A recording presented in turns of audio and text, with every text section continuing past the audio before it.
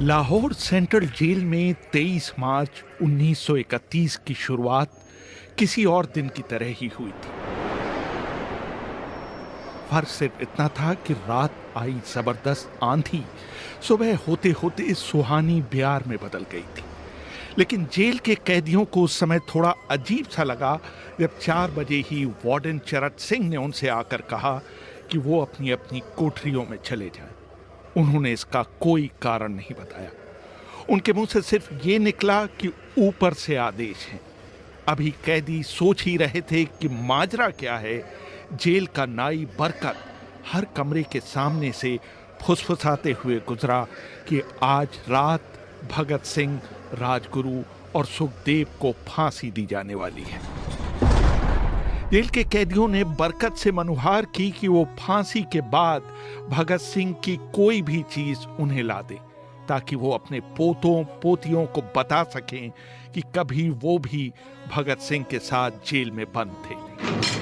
बरकत भगत सिंह की कोठरी में गया और वहां से उनका पेन और कंघा ले आया। सारे कैदियों में उस पर अधिकार जताने की होड़ सी लग गई। आखिर में इसके लिए ड्रॉ निकाला गया। अब सब कैदी चुप हो चले थे। उनकी निगाहें उनकी कोठरी के सामने होकर जाने वाले रास्ते पर लगी हुई थी। भगत सिंह और उनके साथी फांसी पर लटकाए जाने के लिए उसी रास्ते से गुजरने वाले थे। एक बार पहले जब भगत सिंह उसी रास्ते से ले जाए जा रहे थे तो पंजाब कांग्रेस के नेता भीमसेन सच्चर ने ऊंची आवाज कर उनसे पूछा था, आप और आपके साथियों ने लाहौर षड्यंत्र केस में अपना बचाव क्यों नहीं किया? भगत सिंह का जवाब था, इनकलाबियों को मरना ही होता है, क्योंकि उनके मरने से ही उनका अभियान मजबूत होता है, अदालत में अपील से नहीं। वार्डन चरत सिंह भगत सिंह के खैर ख्वाह थे और अपनी तरफ से जो कुछ बन पड़ता था उनके लिए करते थे। उनकी वजह से ही लाहौर की द्वारकादास लाइब्रेरी से भगत सिंह के लिए किताबें निकालकर जेल के अंदर आ पाती थी।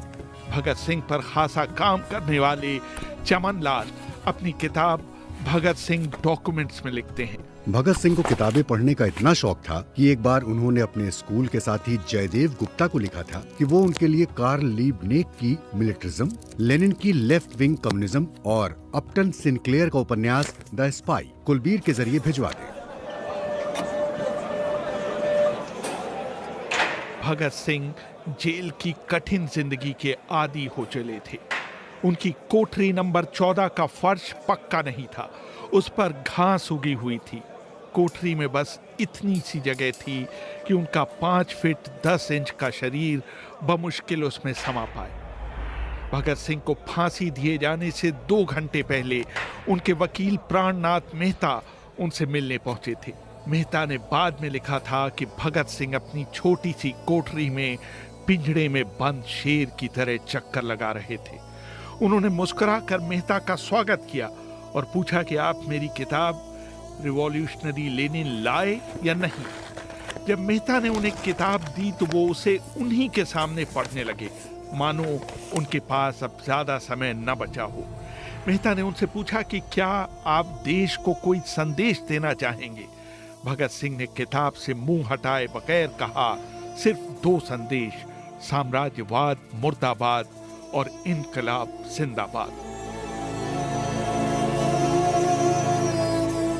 इसके बाद भगत सिंह ने मेहता से कहा कि वो पंडित नेहरू और सुभाष बोस को मेरा धन्यवाद पहुंचा दें, जिन्होंने मेरे केस में गहरी रुचि ली थी।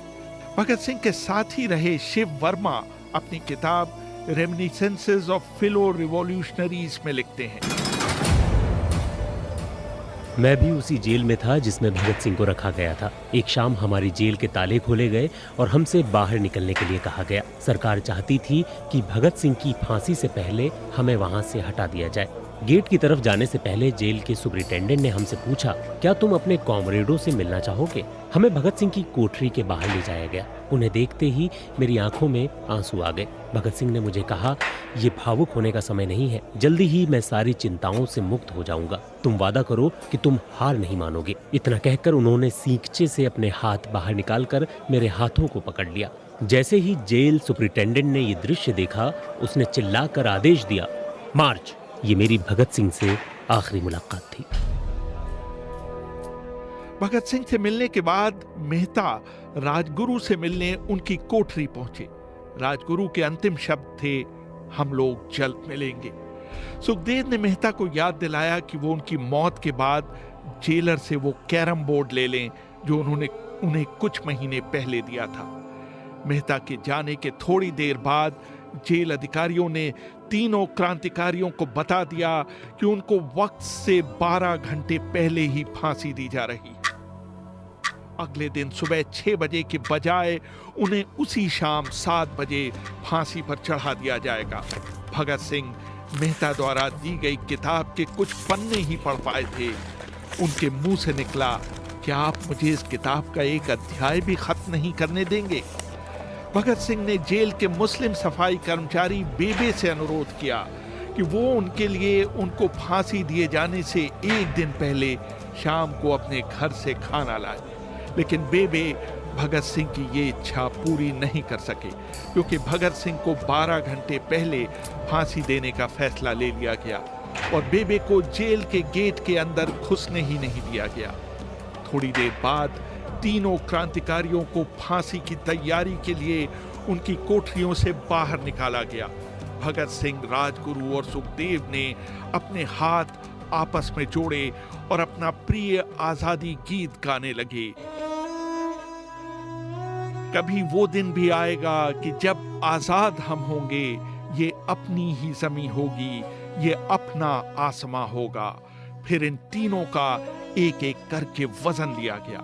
सबके वजन पहले से बढ़ गए थे। इन सब से कहा गया कि अपना आखिरी स्नान करें। फिर उनको काले कपड़े पहनाए गए, लेकिन उनके चेहरे खुले रहने दिए गए। चरत सिंह ने भगत सिंह के कान में फुसफुसाकर कहा कि वाहेगुरु को याद करो। भगत सिंह बोले, पूरी जिंदगी तो मैंने ईश्वर को याद नहीं किया। असल में मैंने कई बार गरीबों के क्लेश के लिए ईश्वर को कोसा भी है। अगर मैं अब उससे माफी मांगूं तो वो कहेगा कि इससे बड़ा डरपोक कोई नहीं है। इसका अंत नजदीक आ रहा है, इसलिए ये माफी मांगने आया है। जैसे ही जेल की घड़ी ने 6 बजाए, कैदियों ने दूर से आती कुछ पद चापें सुनी। उनके साथ भारी बूटों के जमीन पर पड़ने की आवाजें भी आ रही थी। साथ में एक गाने का भी दबा हुआ स्वर सुनाई दे रहा था, सरफरोशी की तमन्ना अब हमारे दिल में है।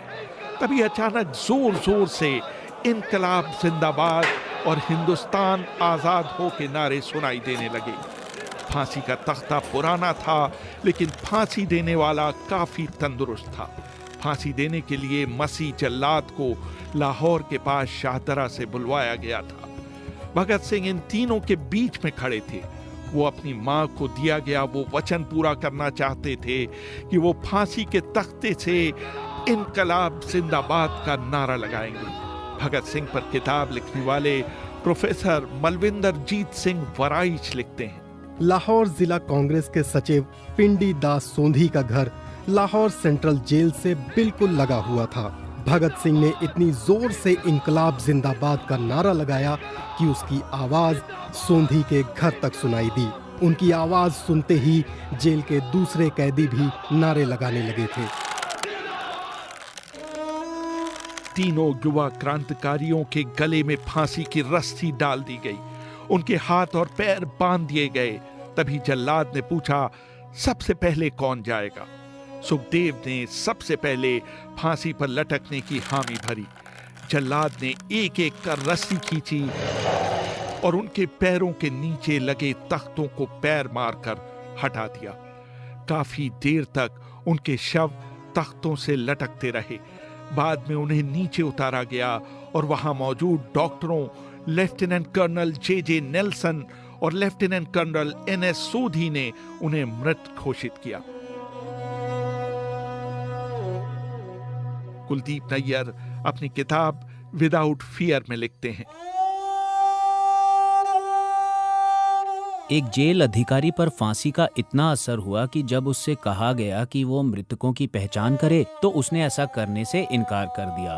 उसे उसी जगह पर निलंबित कर दिया गया। बाद में एक जूनियर अफसर ने ये काम अंजाम दिया। पहले योजना थी कि इन सब का अंतिम संस्कार जेल के अंदर ही किया जाएगा, लेकिन फिर ये विचार त्यागना पड़ा क्योंकि अधिकारियों को आभास हुआ कि जेल से धुआं उठते देख बाहर खड़ी भीड़ जेल पर हमला कर सकती है। इसलिए जेल की पिछली दीवार तोड़ी गई। उसी रास्ते से एक ट्रक जेल के अंदर लाया गया और उस पर बहुत अपमानजनक तरीके से उन शवों को एक सामान की तरह फेंक दिया गया।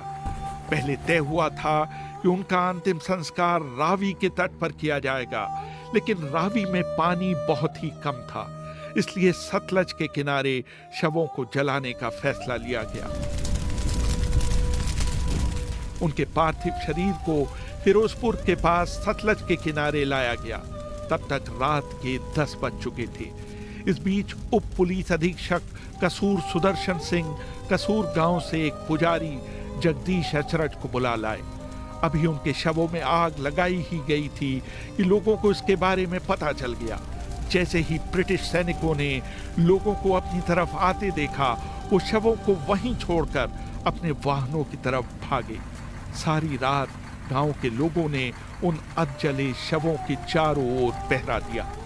अगले दिन दोपहर के आसपास जिला मजिस्ट्रेट के दस्तखत के साथ लाहौर के कई इलाकों में नोटिस चिपकाए गए, जिसमें बताया गया कि भगत सिंह, सुखदेव और राजगुरु का सतलज के किनारे हिंदू और सिख रीति से अंतिम संस्कार कर दिया गया।